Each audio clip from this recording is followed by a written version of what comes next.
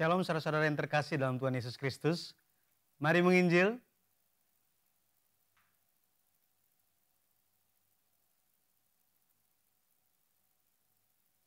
Shalom saudara-saudara yang terkasih. Mari menginjil. Puji Tuhan. Kita akan memulai sesi kelas pelajaran sejarah perebusan yang seperti diumumkan sebelumnya akan dilaksanakan setiap hari Senin, Kamis, dan Jumat. Adapun hari ini kita akan bersama-sama mengikuti kelas yang pertama, yaitu di hari Senin.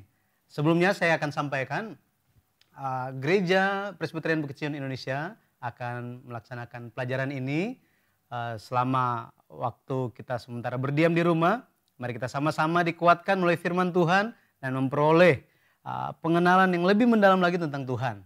Baik, jadwal yang disampaikan sebelumnya saya ingatkan kembali, yaitu setiap hari Senin jam 10 pagi akan dilaksanakan dan pengajarnya adalah Penatua Fanfani Urip, Bachelor of Science in Metallurgical Engineering dan Master of Art. Kemudian setiap hari Kamis jam 10 pagi oleh Pendeta David Won MDiv, Master Divinity. Kemudian pada hari Jumat kelas akan diadakan pada jam 10 pagi juga, dibawakan oleh Pendeta Yunduhi, Dr. Ministry. Baik, bersama dengan saya, host di kesempatan hari ini adalah Evangelis Yudi Lengkong, dan bersama saya adalah Penatua Fanfani Urip. Selamat pagi, shalom. Selamat pagi, shalom. Ya. Shalom saudara-saudara di rumah. Jadi hari ini kita akan bersama-sama membawakan pelajaran, dan saya percaya pelajaran ini akan memberkati saudara-saudara yang ada di rumah. Amin. Kita ikuti bersama-sama pelajaran hari ini dengan hati yang semangat, antusias untuk mengenal Tuhan. Sebelumnya saya ingatkan, jika ada pertanyaan, jadi ketika pelajaran sedang disampaikan, saudara ada pertanyaan, silahkan ketikkan dan kirimkan melalui WhatsApp yang sudah disediakan, yaitu di nomor 0852 8200 5171. Saya ulang sekali lagi, 0852 8200 5171. Sebelum kita mulai pelajaran ini, mari kita berdoa. Allah Bapa yang hidup, kami bersyukur atas kasih-Mu. Hari ini kami hendak memulai kelas sejarah penebusan secara online. Kami mohon kasih-Mu tercurah atas semua anak-anak Tuhan yang mengikuti kelas ini, sehingga lewat firman yang disampaikan kami semua memperoleh kekuatan, iman kami senantiasa makin dalam di dalam Yesus. Kami juga memohon Roh Kudus memenuhi Penatua Fanfani Urip yang akan menyampaikan firman. Biarlah firman bisa disampaikan dengan kuasa Bapa dan kami semua menerima berkat Tuhan.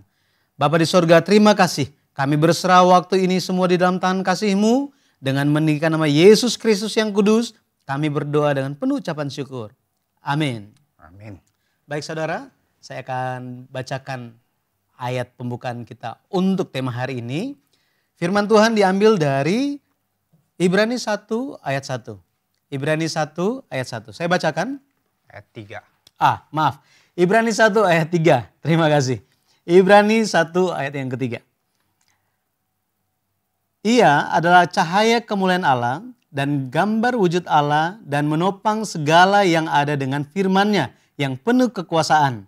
Dan setelah ia selesai mengadakan penyucian dosa, ia duduk di sebelah kanan yang maha besar di tempat yang tinggi. Amin. Ini adalah firman Tuhan. Tema pelajaran kita pada kali ini adalah kasih agape. Kepada Penatua Fanfani Urip kami persilahkan.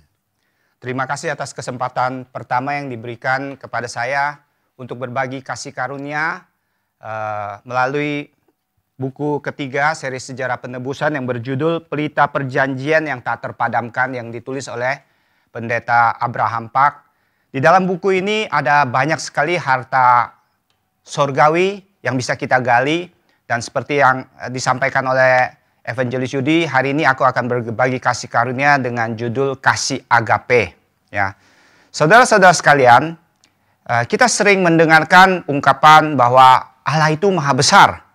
Ya, pernahkah kita membayangkan betapa besarnya Allah kita itu? Di Yohanes 10 pasal 10 ayat yang ke-29, Yesus Kristus juga menggambarkan Allah itu sebagai Bapakku lebih besar dari siapapun. Ya, Bapakku lebih besar dari siapapun. Siapapun, siapa di dalam bahasa aslinya dipakai kata kosmos, artinya alam semesta. Ya. Jadi Yesus Kristus sendiri menggambarkan Bapa adalah sesuatu keberadaan yang lebih besar dari alam semesta. Dan kalau kita lihat alam semesta itu seberapa besar sih? Mungkin di sekolah kita udah pernah belajar tentang bumi, matahari. Dan hari ini kita mau coba refresh lagi seberapa besarnya alam semesta ini. Kita mulai dari bumi misalnya. Radius bumi sekitar 6.400 km. Dan keliling bumi itu ada 40.000 km. Dan luas bumi ini sekitar 114 juta kilometer persegi. Dan volumenya adalah 1,1 triliun kilometer kubik. Ya, jadi besar sekali bagi kita. Lalu kalau kita melihat matahari, radiusnya kurang lebih 700.000 kilometer. Dan volume matahari itu bisa memuat sekitar 1,3 juta bumi. Jadi bumi kita ini 1,3 juta itu bisa dimuat di dalam satu matahari. Dan jarak dari matahari ke bumi atau dari bumi ke matahari jaraknya adalah sekitar 150 juta kilometer. Ya. Jadi ini di matahari. Matahari kita tahu adalah bintang. Dan kumpulan bintang-bintang itu membentuk satu galaksi. Dan galaksi itu kita tahu juga berbentuk cakram. Dan bumi matahari tempat galaksi ini ada disebut galaksi Bima Sakti. Besarnya Bima Sakti dari ujung ke ujung adalah sekitar berapa? Kurang lebih 100.000 tahun cahaya. Nah, kita bisa lihat bahwa jarak itu bukan kilometer lagi tapi tahun cahaya. Karena apa? Saking besarnya. Dan tebalnya galaksi ini sekitar 50.000 tahun cahaya. Kalau kita lihat kecepatan cahaya itu berapa? Kurang lebih 300.000 kilometer per detik. Kalau kita coba hitung dalam tahun cahaya, satu tahun cahaya itu kurang lebih ada 9,46 triliun kilometer. Jadi terus terang kita tidak bisa membayangkan betapa besarnya galaksi Bima Sakti ini. Ya. Dan kita juga coba bayangkan, tadi saya katakan jarak bumi ke matahari itu sekitar 150 km. Ya. Kalau kita menggunakan pesawat komersial yang kecepatannya 900 km per jam, untuk kita bisa mencapai matahari, kita kurang lebih perlu waktu 19 tahun. Ya, lama sekali. Dan kalau kita ada kendaraan yang bisa mencapai kecepatan cahaya, kita hanya perlu 8 menit untuk bisa sampai ke matahari. Ya. Dan harus kita ingat, alam semesta ini tidak hanya Bima Sakti. Ada banyak sekali galaksi. Diperkirakan ada sekitar 100 miliar galaksi di dalam alam semesta ini. Jadi saudara-saudara sekalian, kita bisa bayangkan betapa besarnya alam semesta ini, ya, atau kosmos ini, yang dimana Allah itu lebih besar dari kosmos ini. Dan kita mau coba melihat bagaimana Yesaya menggambarkan kebesaran Allah itu di Yesaya pasal 40 ayat ke-26. Bagi saudara-saudara sekalian yang di rumah yang ada Alkitabnya, kita boleh coba buka bersama-sama. Yesaya 40 ayat yang ke-26 bunyinya, siapa yang menciptakan semua bintang itu dan menyuruh segenap tentara mereka keluar sambil memanggil nama mereka sekalian. Satu pun tiada yang tidak hadir, oleh sebab ia maha kuasa dan maha kuat. Dari sini kita bisa melihat apa? Jumlah bintang yang triliunan itu semua ada namanya. Dan Tuhan memanggil nama mereka dan mereka hadir semua. Kita bisa melihat lapangan alam semesta ini berapa besar ya kalau bintang-bintang yang triliunan ini harus berkumpul dengan panggilan Tuhan dan mereka harus hadir semua. ya, dan besar sekali. Kita tidak bisa membayangkan itu semua. Dan kita juga tahu bahwa bumi kita berrotasi, juga berevolusi mengelilingi matahari, dan matahari ini juga berkeliling bersama bintang-bintang lain mengelilingi galaksi, ya. Kecepatan bumi berrotasi itu kurang lebih 460 meter per detik. Dan bumi mengelilingi orbitnya terhadap matahari itu kurang lebih 30 km per detik. Dan berputar bersama-sama matahari dengan kecepatan 220 km per detik. Kita tahu kecepatan suara itu hanya 343 meter per detik. Ya. Dulu kita ada pesawat supersonik yang namanya Concorde. Ya. Pada saat pesawat itu melewati kecepatan suara, akan menimbulkan ledakan yang disebut ledakan supersonik. Dan kita tahu ledakan itu sangat-sangat keras yang bisa membengkakkan gendang telinga kita. Dan kalau pesawat supersonik itu terbang terlalu rendah, kaca jendela itu bisa pecah. Ya, jadi suaranya itu luar biasa. Bisa saudara-saudara bayangkan betapa ributnya atau gemuruhnya suara di alam semesta ini dengan perputaran bumi terhadap matahari, matahari di dalam galaksi, dan galaksi itu berputar di dalam galaksi. Ya, kita bisa bayangkan. NASA juga menyelidiki suara gemuruh di alam semesta ini bisa ditangkap, dan memang luar biasa suara gemuruh itu suara gemuruh yang dihasilkan oleh perputaran dari galaksi dan planet-planet itu. Namun kita bersyukur karena Tuhan membatasi gelombang suara yang bisa ditangkap oleh telinga kita. Sehingga kita masih bisa nyaman tinggal di bumi ini. Ya, kita bersyukur sekali. Dan semua gerakan galaksi ini seperti ayat pembukaan yang telah dibacakan oleh Evangelis Yudi, bahwa apa? Segala sesuatu itu ditopang oleh firman Tuhan. Di Ibrani yang sudah kita baca, Ibrani 1 ayat yang ketiga. Di sini menopang, bahasa Yunaninya adalah Phero. Phero itu artinya apa? Secara terus-menerus melestarikan. Arti kata menopang adalah terus-menerus melestarikan. Kita tahu bahwa Allah menopang segala pergerakan ciptaannya. Dan bagi kita, apa yang ditopang oleh Allah yang menopang? Kalau untuk menopang, berarti harus ada sesuatu yang ditopang. Di dalam kita, apa yang bisa ditopang oleh Tuhan? Tidak lain adalah apa? Iman kita. Karena di Roma 10 ayat 17 juga mengatakan bahwa iman timbul dari pendengaran, dan pendengaran akan firman Kristus. Jadi iman kita ditopang oleh firman Tuhan, karena iman itu berasal dari firman juga. Makanya dengan firman itu kita bisa ditopang oleh Tuhan melalui firman-Nya secara terus-menerus, berkelanjutan. Ya, saya ulangi sekali lagi. Iman itu timbul dari firman. Jadi tanpa menerima firman kita tidak mungkin memiliki iman. Kalau kita berpikir kita memiliki iman tanpa baca Alkitab, tanpa belajar firman, kita hanya berpikir dengan pikiran kita sendiri bahwa kita beriman.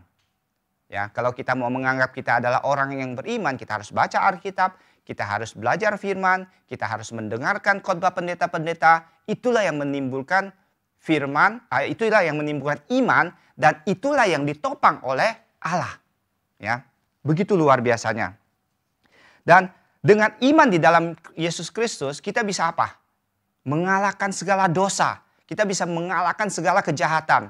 Dan bahkan kita bisa mengalahkan apa? Wabah corona yang terjadi pada saat ini. Ya, bagaimana kita menyikapi wabah corona yang terjadi pada saat ini? Secara Alkitabiah. Kita jangan di medsos setelah ada begitu banyak informasi dan juga berita-berita. Tapi kita sebagai umat Kristen, umat yang percaya kepada Yesus Kristus, umat yang percaya kepada Alkitab, bagaimana kita menyikapi wabah corona ini. Saya akan membagi sedikit kasih karunia mengenai wabah corona ini ditinjau dari firman atau secara alkitabiah. Kita tahu bahwa Tuhan memberikan kepada kita hari Sabat dan tahun Sabat. Kita tahu hari Sabat itu adalah hari ke-7 di mana semua ciptaan harus istirahat. Tidak hanya manusia, saudara-saudara sekalian. Jadi Alkitab mengatakan bahwa umat Israel dan juga binatang-binatang ternaknya semua harus beristirahat. Berarti semua ciptaan itu pada dasarnya harus beristirahat pada hari ke-7, yaitu hari Sabat. Pada saat manusia jatuh ke dalam dosa, Adam dan Hawa jatuh ke dalam dosa, tanah dikutuk. Dan memang kita harus bekerja. Tapi Tuhan hanya mengizinkan kita untuk bekerja selama 6 hari. Hari ke-7 itu adalah Sabat bagi Tuhan. Tujuannya apa? Apakah hari Sabat nggak boleh kerja terus kita santai-santai di rumah berleha-leha atau jalan-jalan di mall karena hari istirahat kita? Bukan begitu saudara-saudara sekalian.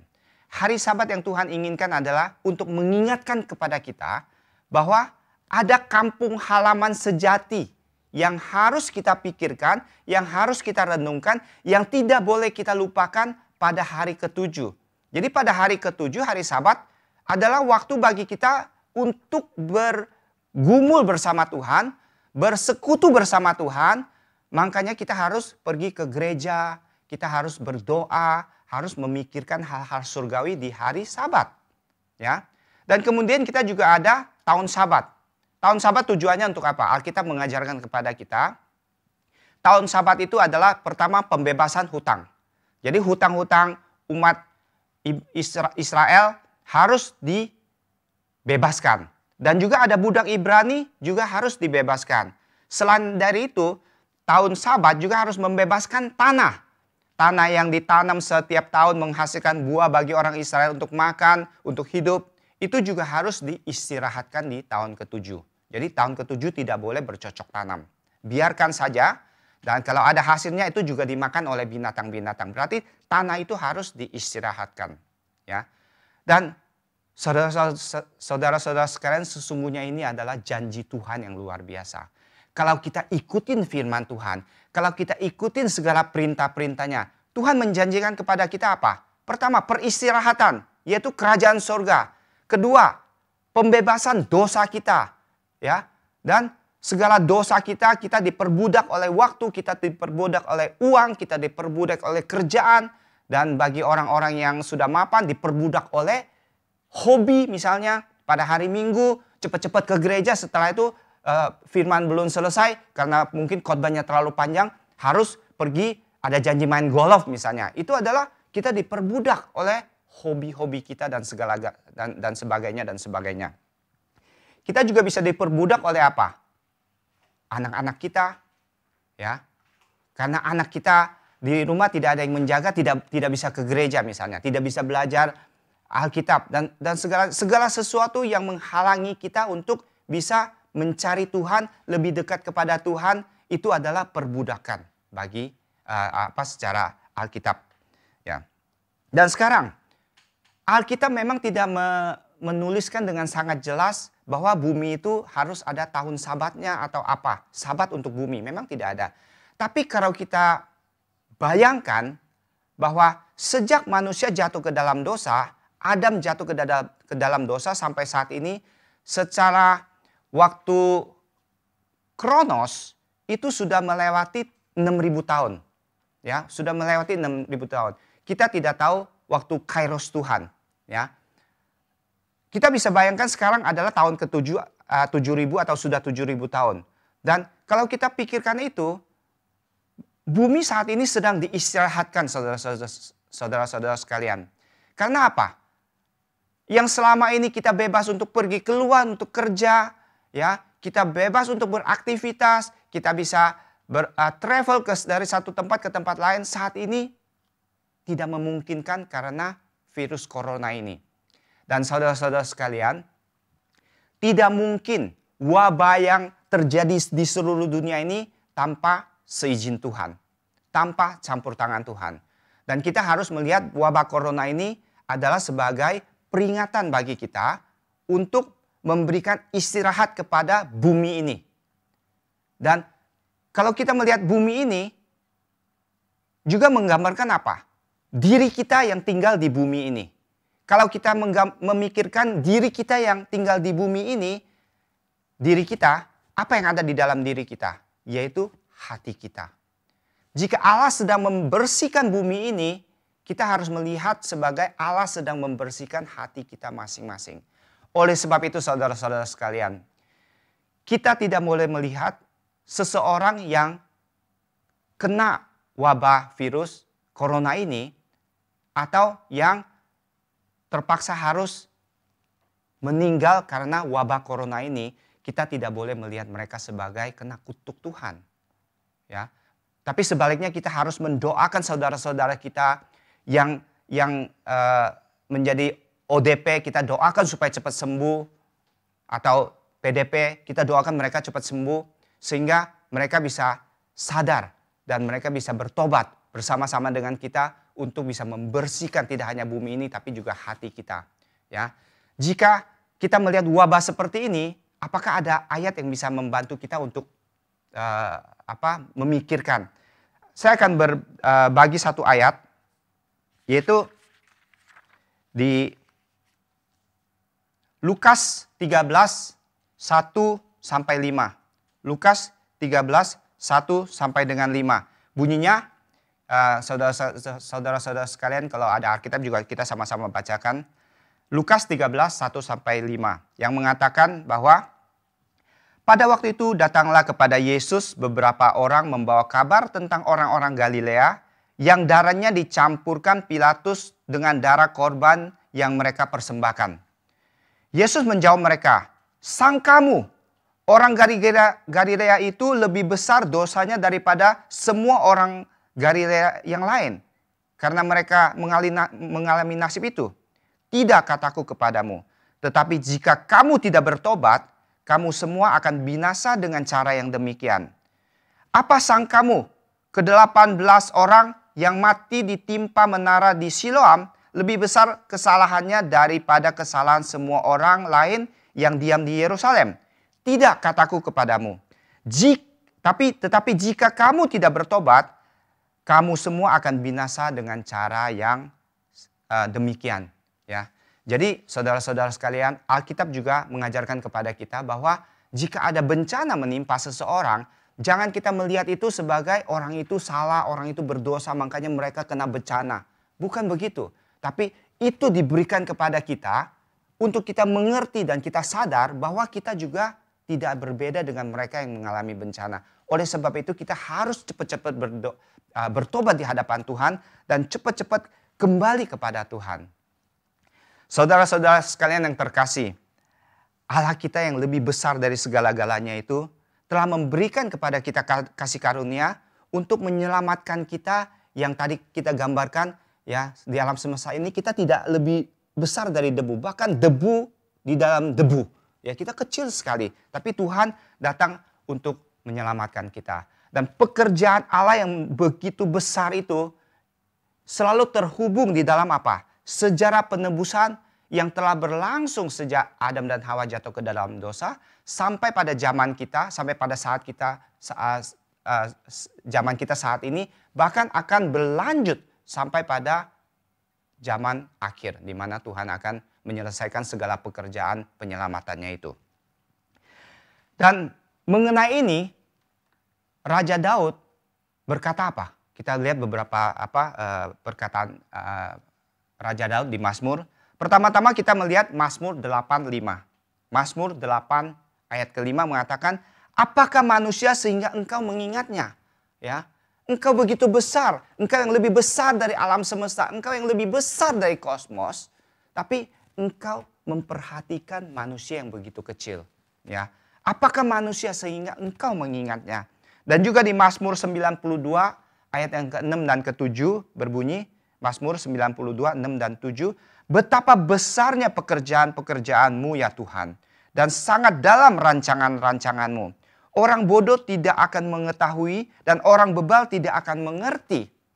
Mengapa digambarkan oleh Raja Daud sebagai orang bodoh tidak mengetahui? Itu kasih agape, kasih yang tidak berkondisi dari Tuhan. Dan Allah itu ditulis theos. Kalau dalam bahasa Ibrani-nya adalah Elohim. Ini menggambarkan adalah Allah yang satu-satunya atau Allah yang Esa. Allah yang Esa. Kemudian dunia.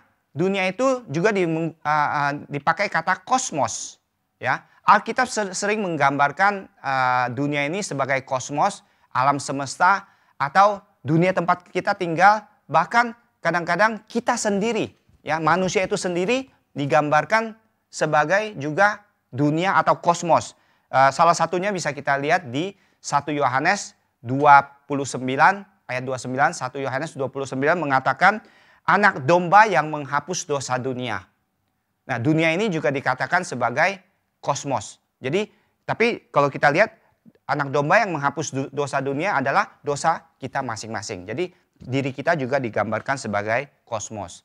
Dan kemudian karena begitu besar kasih Allah kepada dunia sehingga dia telah mengaruniakan anaknya. Mengaruniakan di sini menggunakan kata edoken. Edoken itu artinya apa? Memberi dengan cuma-cuma, menghadiahkan.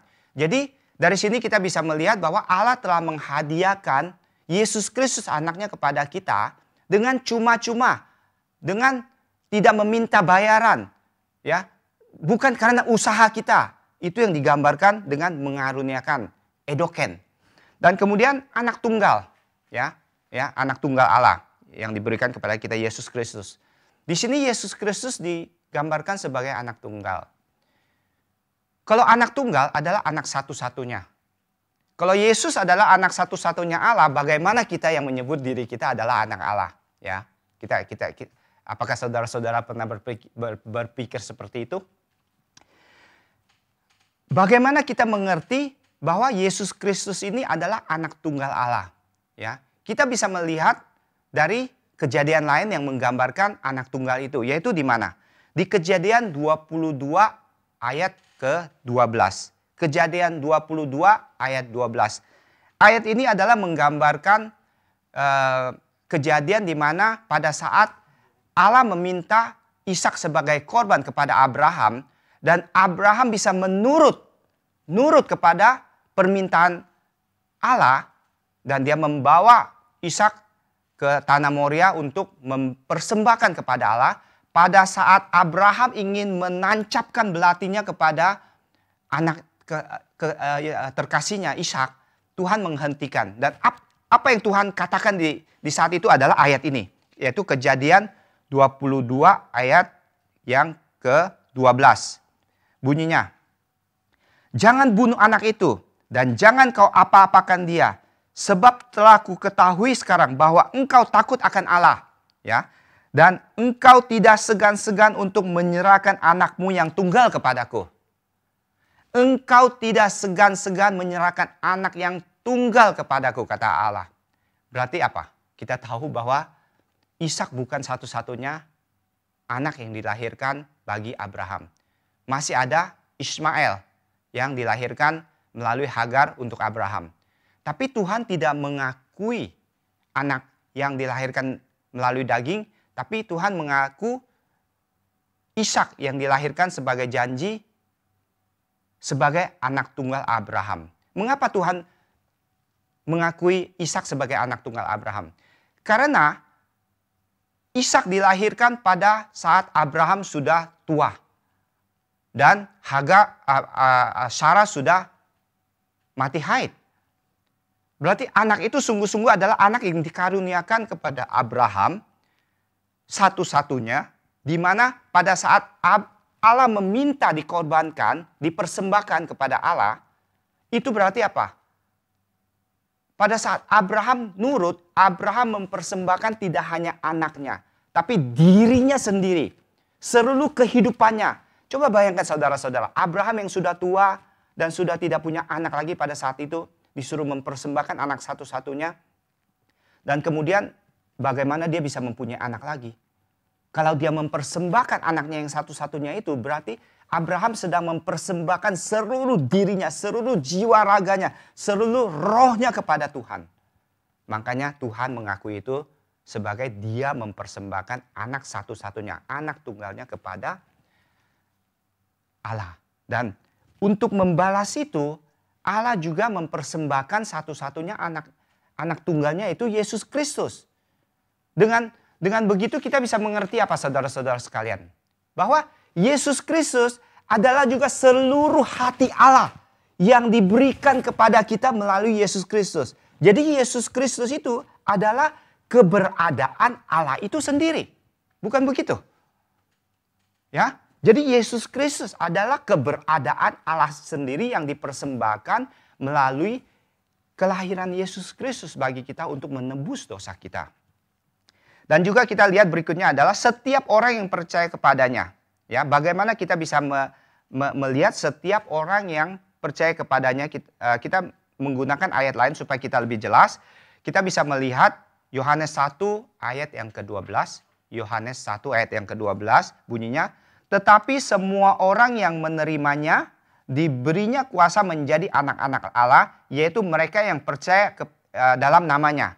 Jadi setiap orang yang percaya kepadanya, Yesus Kristus, sama dengan Yohanes juga yang bagian belakang, bahwa mereka yang percaya dalam namanya. Di atas bilang apa? Semua orang yang menerimanya. Jadi kalau kita percaya kepada Yesus Kristus, kita harus menerima Yesus Kristus. Menerima apanya Yesus Kristus? Yaitu menerima firman Yesus Kristus. Jika kita menerima firman Yesus Kristus, kita diberi karunia oleh Tuhan untuk apa? Memanggil Allah sebagai ya Aba, ya Bapa.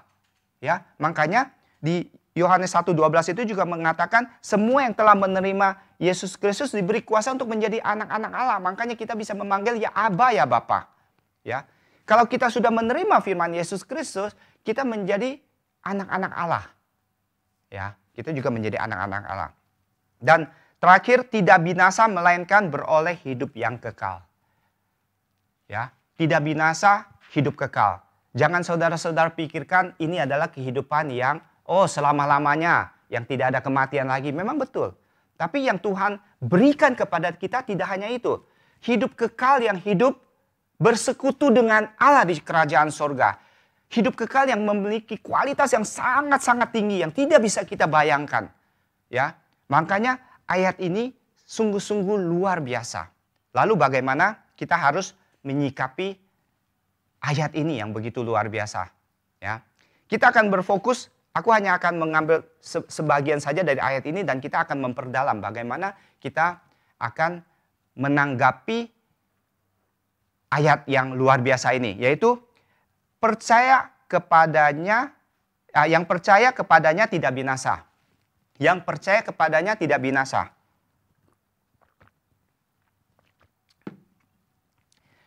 Jadi bagaimana kita harus percaya kepada Tuhan?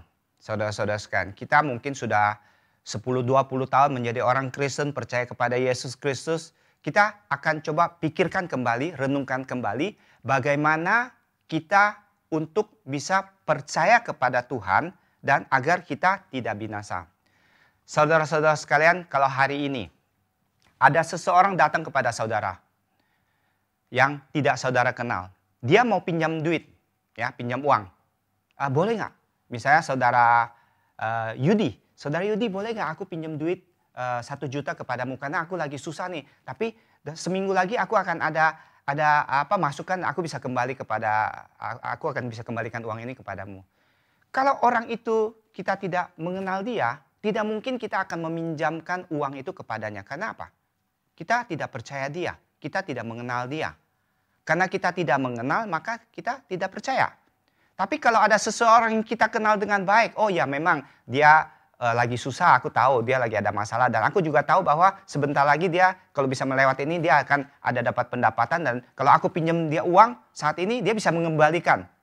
Ya, karena kita kenal, kita percaya, kita bisa memberikan uang kita kepada orang itu. Kita bisa meminjamkan kepadanya. Iman juga begitu saudara-saudara sekalian. Kalau kita tidak mengenal Yesus Kristus, bagaimana kita bisa percaya kepada Yesus Kristus? Ya, kalau kita tidak mengenal Yesus Kristus, kalau kita bilang percaya, kita hanya mengira kita percaya karena ngomongan orang lain yang tidak kita periksa lagi. Jadi kita tidak mungkin percaya kepada Yesus Kristus kalau kita tidak mengenal Yesus Kristus. Saudara-saudara sekalian, dalam hal kepercayaan kepada Tuhan, itu kita memberikan nyawa kita, roh kita, ya, untuk kehidupan yang akan datang kepada sesuatu. Kalau kita tidak kenal, bagaimana kita bisa memberikan sesuatu yang kekal itu kepadanya tanpa kita kenal? Kehidupan bumi ini adalah sementara. Semua orang akan menyelesaikan kehidupannya di bumi ini, apakah dengan kematian, apakah dengan ubah, akan menyelesaikan kehidupan ini. Tapi pada saat kita memasuki kehidupan yang berikut, kita harus ada sesuatu. Dan sesuatu itu adalah apa? Kepercayaan kepada Allah, iman kepada Yesus Kristus. Ya. Jadi bagaimana kita punya iman bisa tumbuh, tadi sudah dibacakan di Roma 10 ayat 17, kalau iman itu harus timbul dari mendengarkan akan firman. Jadi kalau kita tidak baca Alkitab, kita tidak belajar Alkitab, baik sendiri maupun melalui guru-guru Injil atau pendeta-pendeta, bagaimana kita ada iman? Ya. Dan bagaimana caranya kita harus belajar Alkitab? Karena kadang-kadang juga ada saudara-saudara mungkin yang bingung, aduh pendeta ini ngomongnya ini, pendeta itu ngomongnya itu. Dan akhir-akhir ini kita juga lihat banyak argumentasi mengenai ini dan itu dari pendeta yang itu. Seolah-olah semua benar. Aduh pusing dah. Apa yang harus aku lakukan? Ya, apa yang harus aku percaya kalau pendeta-pendeta aja ribut? Mempertengkarkan sesuatu yang memang penting juga. Tapi aku harus pegang yang mana? Kadang-kadang mungkin di antara saudara-saudara ada yang juga merasakan hal-hal yang demikian. Tapi saudara-saudara sekalian, Alkitab sudah mempersiapkan segala sesuatu bagi kita untuk kita bisa mengerti. Pertama-tama kita tadi sudah menjelaskan bahwa Allah itu saking besarnya tidak mungkin kita bisa mengerti Allah. Ya, saudara-saudara sekalian. Lalu bagaimana kita bisa mengerti Allah? Manusia bagaimanapun hebatnya tidak akan bisa menafsirkan Alkitab dengan pikiran dia. Karena Allah maha besar. Lalu bagaimana? Ya, bagaimana. Allah harus menafsirkan dirinya sendiri. Itu yang paling penting, ya. Allah harus menjelaskan dirinya sendiri kepada kita dan kita bisa mengerti dan menerimanya. Bagaimana? Ya. Yohanes 1 pasal 1 menurut saya ini adalah ayat kunci untuk kita mengenal Allah, ya, ayat kunci yang bisa kita pakai untuk membuka segala Alkitab untuk mengerti Allah. Yohanes 1 pasal 1 ayat 1 mengatakan bahwa apa? Pada mulanya adalah firman, firman itu bersama-sama dengan Allah dan firman itu adalah Allah. Firman itu adalah Allah. Ya. Jadi kalau kita mau belajar firman, kita mau belajar Alkitab yang adalah firman Tuhan, Alkitab itu harus menjelaskan dirinya sendiri. Ya. Makanya kalau ada seseorang menafsirkan Alkitab, kita harus nanya, ayatnya ada di mana? Kamu menafsirkan ini ayatnya ada di mana? Karena Allah harus menjelaskan dirinya sendiri baru kita bisa mengerti. Kita tidak mungkin menafsirkan dengan pikiran diri kita sendiri. Oh ini mungkin maksudnya seperti ini dan itu. Tidak boleh. Karena Alkitab juga dikatakan bahwa firman tidak boleh ditambah dan tidak boleh dikurang. Ya. Lalu terus bagaimana Allah bisa menjelaskan dirinya sendiri? Nah kita lihat lagi Alkitab di Yesaya pasal 34 ayat 16. Yesaya pasal 34 ayat 16. Akan saya bacakan Yesaya 34 ayat 16. Carilah di dalam kitab Tuhan dan bacalah. Satu pun dari makhluk itu tidak ada yang ketinggalan dan yang satu tidak kehilangan yang lain. Sebab begitulah perintah yang keluar dari mulut Tuhan dan roh Tuhan sendiri yang mengumpulkan mereka. Saudara-saudara sekalian, ayat di dalam Alkitab itu bukan hanya sekedar tulisan yang mati yang kita baca. Tapi Yesaya mengatakan bahwa makhluk, ya, makhluk berarti hidup. Ayat di dalam Alkitab itu adalah sesuatu yang hidup. Yang satu tidak kehilangan yang lain berarti ada pasangannya. Ya, kita menjelaskan sesuatu kita harus mencari pasangannya dan roh Allah lah yang mengumpulkan mereka. Jadi pada saat kita menyampaikan firman Tuhan, makanya kita harus berdoa dulu, kita mohon bimbingan Roh Kudus untuk bisa menemukan pasangannya itu. Ya. Setelah mendapatkan pasangannya itu, baru kita bisa menerima firman itu. Lalu bagaimana cara kita harus menerima firman itu? Apakah udah benar atau tidak? Ya, apa yang aku baca ini kayaknya pasangannya ini kayaknya benar nggak? Oh, sini ngomongin ke aku seperti ini nih. Apakah ini sudah benar pasangannya atau tidak? Alkitab juga mengajarkan kepada kita. Kita lihat lagi satu ayat lagi mengenai ini, yaitu di Imamat 11 ayat yang kedua sampai 3. Imamat 11 2 sampai 3 aku akan bacakan. Mengatakan bahwa binatang yang boleh kita makan adalah yang memamah biak dan berkuku belah. Ini Imamat ini berbicara tentang binatang haram dan binatang yang tidak haram. Binatang yang tidak haram yang boleh kita makan itu adalah yang memamah biak dan berkuku belah. Ya. Hari ini kita sebagai orang Kristen, kita makan daging babi kan.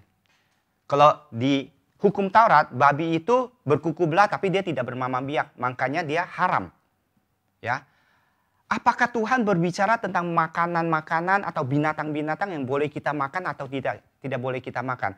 Kalau seandainya kitab Imamat ini harus kita ikutin secara harafiah, apa adanya, maka hari ini pun kita tidak boleh makan daging babi.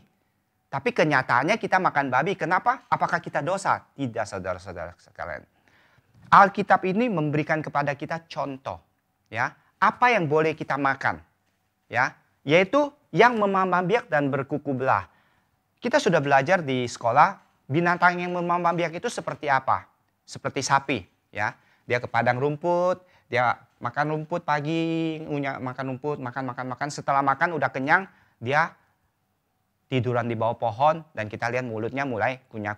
Apa yang terjadi? Makanan yang sudah dia makan sekali dikeluarkan lagi, dia mengunyah lagi, kemudian dia mencernak lagi sekali lagi, baru itu menjadi nutrisi bagi tubuhnya. Ya, firman juga harus seperti itu. Kita harus makan firman dengan seperti kita memakan binatang yang boleh dimakan. Berarti firman yang boleh dimakan adalah sesuatu yang kita sudah dengar, yang kita baca, yang kita renungkan. Apakah firman itu benar atau tidak? Sesuai dengan kehendak Tuhan atau tidak, kita harus memamah biak. Kita renungkan lagi, kita cernak lagi, kita doa lagi, kita buka ayat-ayatnya lagi, kita bacakan lagi. Kalau memang itu seperti yang tertulis di dalam Alkitab, baru kita telan lagi dan itulah yang menjadi kesehatan bagi roh kita. Dan kemudian mengapa harus berkuku belah? Kuku ada di kaki. Ya, belah artinya ada dua jalan. Ada dua jalan. Pada saat kita sudah memamah biak, mengerti kehendak Tuhan, berarti kita akan sadar bahwa apa? Ada jalan dunia dan ada jalan surga. Ada jalan kebinasaan dan ada jalan keselamatan. Kita harus memilihnya. Kalau kita sudah ngerti firman, kita tidak ada pilihan lain, saudara-saudara. Kita harus ikut kehendak Tuhan, harus ikut jalan kehendak Tuhan, jalan surgawi, jalan keselamatan. Makanya kuku belah itu penting. Ya. Kalau kita tidak pilih ini, berarti kita pilih ke jalan kematian dan kita tidak perlu firman lagi. Kalau kita anggap firman itu penting, jalannya hanya satu, yaitu jalan keselamatan bagi kita semua. Ya. Jadi setelah kita telan firman itu yang kita terima, ya, kita akan hidup di dalam firman itu. Dan satu hal lagi yang harus kita mengerti dan kita sadari, yaitu apa? Permulaan kejahatan dosa disebabkan oleh apa? Itu yang paling sangat penting untuk kita sadari. Adam dan Hawa di Taman Eden diperintahkan oleh Tuhan jangan makan dari pohon buah pengetahuan baik dan jahat. Karena pada saat engkau memakannya engkau akan mati. Pada saat engkau memakannya pasti engkau mati. Tuhan katakan dengan sangat jelas. Pada saat engkau memakannya pasti engkau mati. Kemudian apa yang dikatakan ular pada saat menggoda Hawa? Oh enggak Hawa, enggak apa-apa. Tuhan tahu kalau kamu memakannya mata kamu akan terbuka dan kamu akan seperti Tuhan, bisa membedakan yang baik dan jahat. Makanya Tuhan bilang jangan makan. Ya. Pada saat Adam dan Hawa mendengar itu, tertarik ya. Bagaimana saudara-saudara kalau ada sesuatu yang orang yang mengatakan kamu kalau kamu makan ini kamu bisa membedakan yang baik dan jahat, mungkin kita juga akan memakannya. Ya, sama seperti Adam dan Hawa. Dan pada saat Adam dan Hawa memakannya, apakah Adam dan Hawa langsung mati seperti yang Tuhan firmankan? Pada saat engkau memakannya pasti engkau mati. Berarti pasti absolut mati. Pada saat Adam dan Hawa memakannya, Adam dan Hawa tidak mati. Seperti yang dikatakan ular, matanya terbuka, dia bisa membedakan yang baik dan yang jahat kan? Dia tahu dia telanjang, makanya dia buat cawat untuk menutupi kemaluannya. Kalau begitu saudara-saudara sekalian, perkataan siapa yang benar? Kalau kita berpikir secara pikiran jasmani, perkataan iblislah yang benar, perkataan ularlah yang benar. Karena Adam hidup sampai 930 tahun. Dia tidak mati pada saat itu. Tapi Tuhan katakan pada saat itu, pada saat engkau memakannya engkau mati. Berarti dari sini kita tahu bahwa Tuhan tidak mungkin berbohong kan? Apa yang Tuhan katakan pasti benar. Tapi kenapa begitu? Karena Tuhan mengajarkan kepada kita hal-hal yang sorgawi. Hal-hal yang bersifat rohani. Sedangkan iblis atau ajaran-ajaran dunia adalah ajaran-ajaran yang bersifat duniawi, yang fana, yang hanya bersifat sementara saja. Jadi ajaran-ajaran yang bersifat sementara adalah ajaran duniawi. Ya, pada saat kita mencerna, kita makan, kita harus sadar bahwa yang kita makan itu adalah sesuatu yang membawa kita kepada kehidupan yang kekal atau membawa kita hanya nyaman hidup sesaat di bumi ini. Sebagai contoh yang simpel, pada saat kita sakit, ya, ada hamba Tuhan yang datang kepada kita, ya, kita disembuhkan. Bagus gak? Bagus. Kita butuh gak? Kita sangat membutuhkan. Tapi berkat seperti itu adalah berkat yang sementara, karena nanti kita akan sakit lagi, ya. Ini bukan sesuatu yang membuat kita bisa menerima itu sebagai sesuatu yang kekal.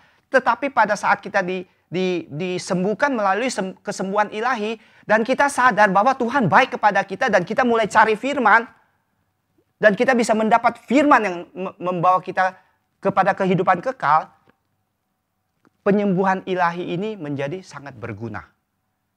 Ya.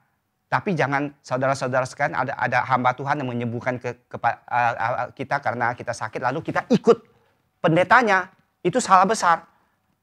Ya, kita harus selalu ikut Tuhan karena tidak ada satu pendeta pun di seberapa hebatnya di dunia ini yang bisa membawa kita ke dalam kerajaan surga.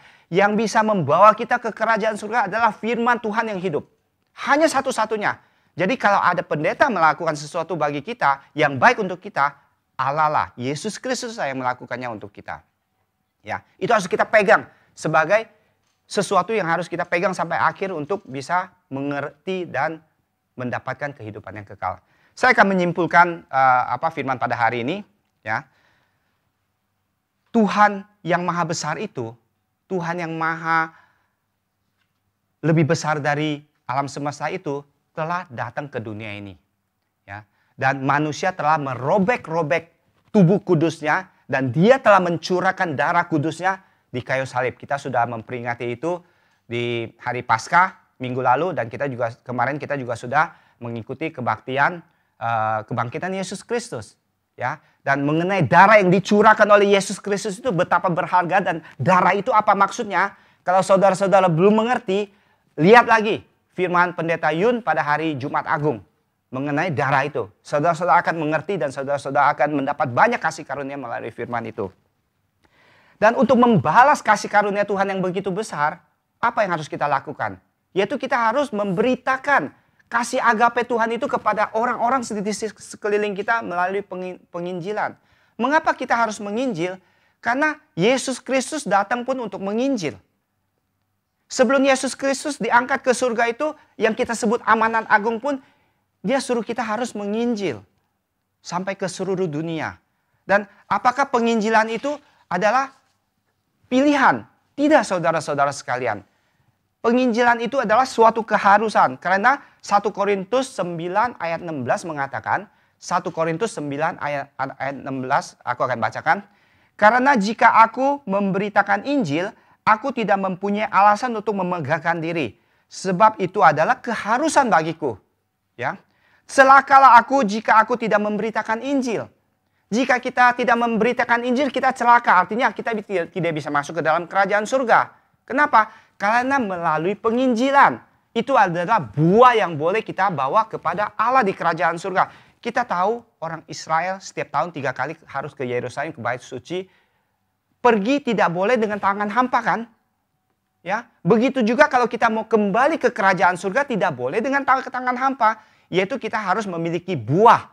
Buah kita adalah buah-buah hasil penginjilan kita. Roh-roh yang diselamatkan oleh penginjilan kita. Itulah yang akan menyelamatkan kita. Oleh sebab itu saya mohon saudara-saudara sekalian, marilah kita menerima firman Tuhan, memperolehlah iman, dan marilah kita menginjil untuk mendapatkan kehidupan di dalam kerajaan surga. Terima kasih, Tuhan memberkati.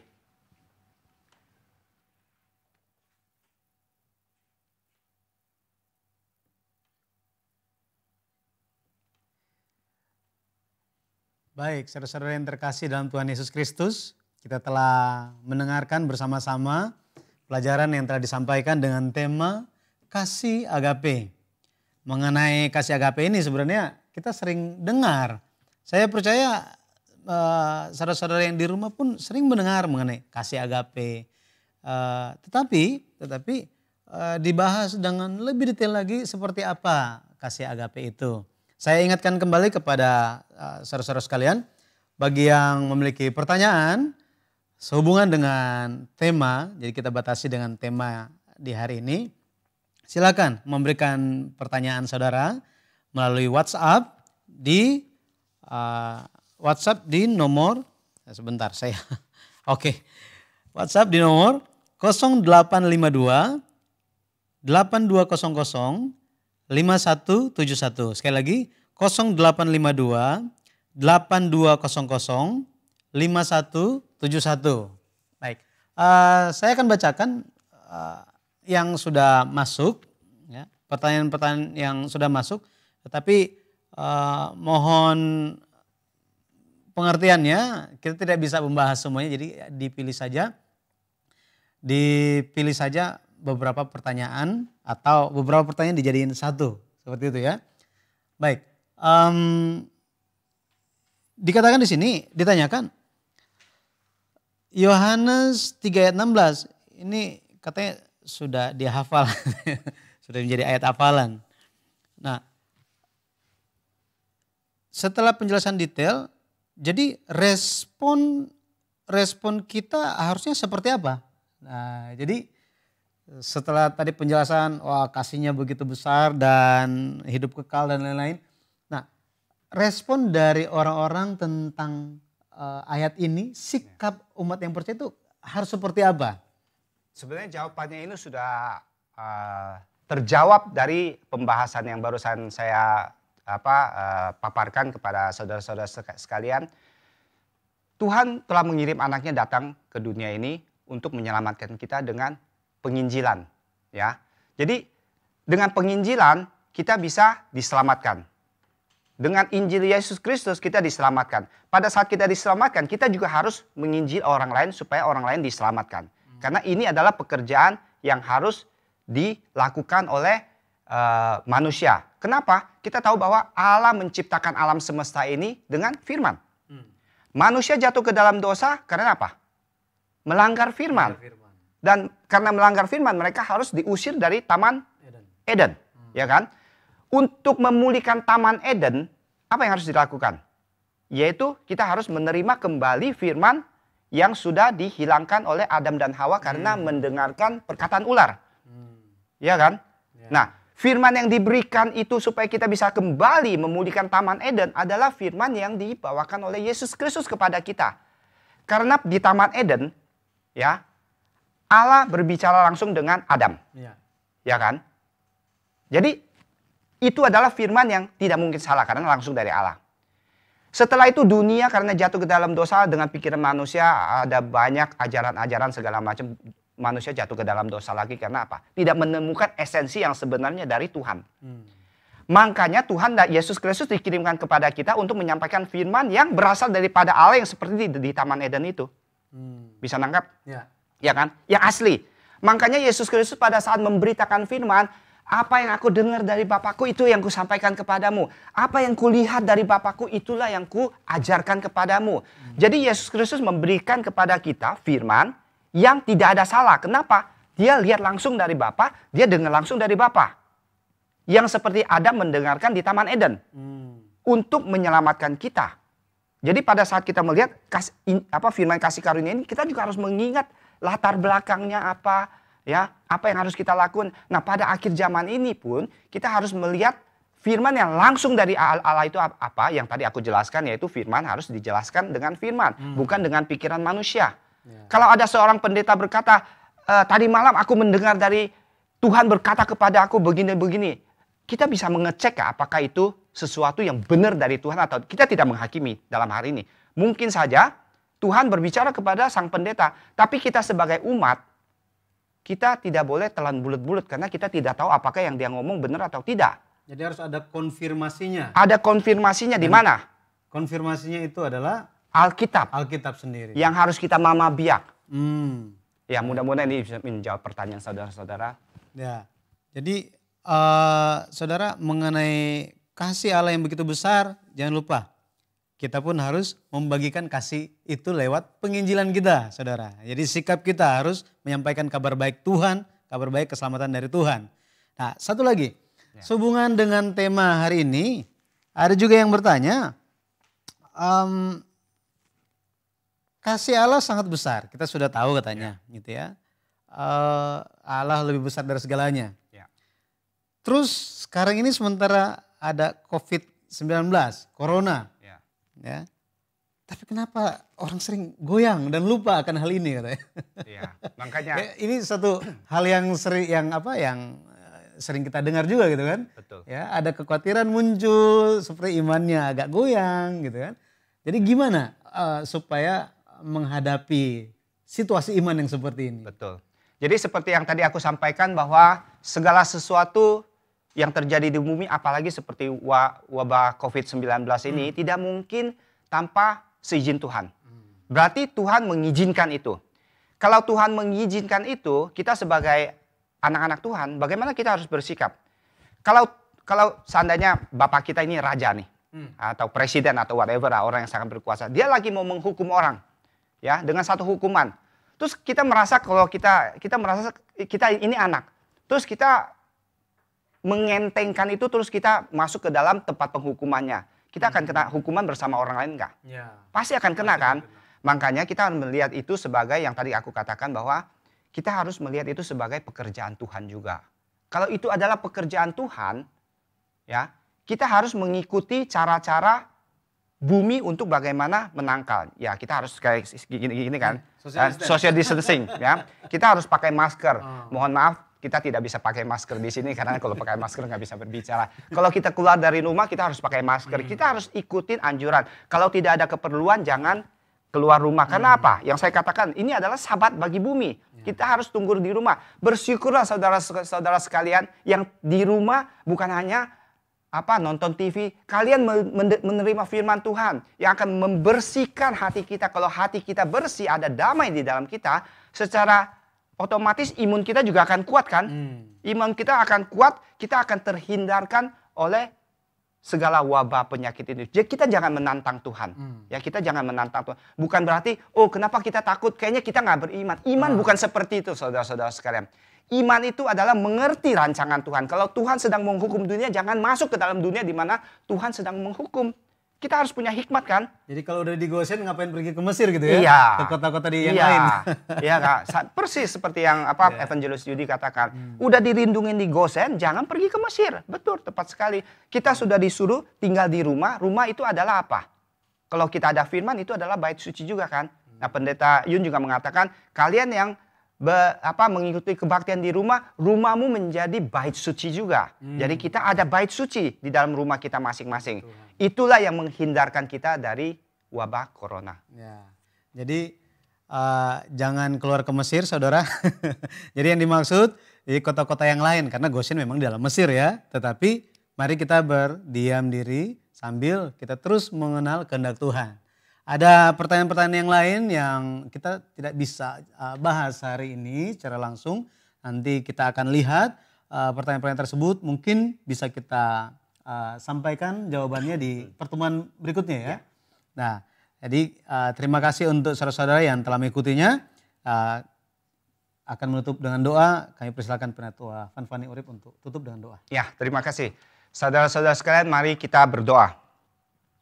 Tuhan Bapa kami bersyukur karena Engkau telah menyadarkan kami betapa kami yang adalah abu dan debu ini telah mendapat kasih agape, yaitu kasih keselamatan melalui darah Yesus Kristus yang tertumpah di kayu salib dan yang baru kami rayakan minggu yang lalu.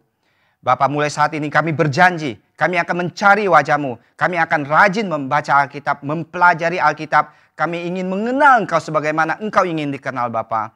Karena itu Bapa, kami yakin, percaya, Alkitab itu adalah firman Tuhan yang membimbing kami ke jalan kebenaran dan jalan keselamatan. Oleh sebab itu kami mohon, urapilah kami dengan kuasa Roh Kudus-Mu, sehingga kami dapat mengerti hal-hal rohani yang berasal daripada Engkau. Dan yang pada akhirnya kami bisa hidup sesuai dengan kehendak Bapa. Hari-hari ini ada wabah COVID-19 yang sedang mewabah. Sadarkanlah manusia di seluruh muka bumi ini untuk bertobat dari segala kesalahan dan segala ketidakpercayaan selama ini. Kami mohon Bapa, berikanlah kepada kami kasih karunia untuk bisa mengenal Engkau sebagaimana Engkau ingin dikenal. Bisa menyembah Engkau sebagaimana Engkau ingin disembah. Dan dengan demikian kami mohon Bapa, ubahlah segala pikiran kami yang bersifat kedagingan ini menjadi pikiran yang bersifat roh melalui firman yang kami dengar.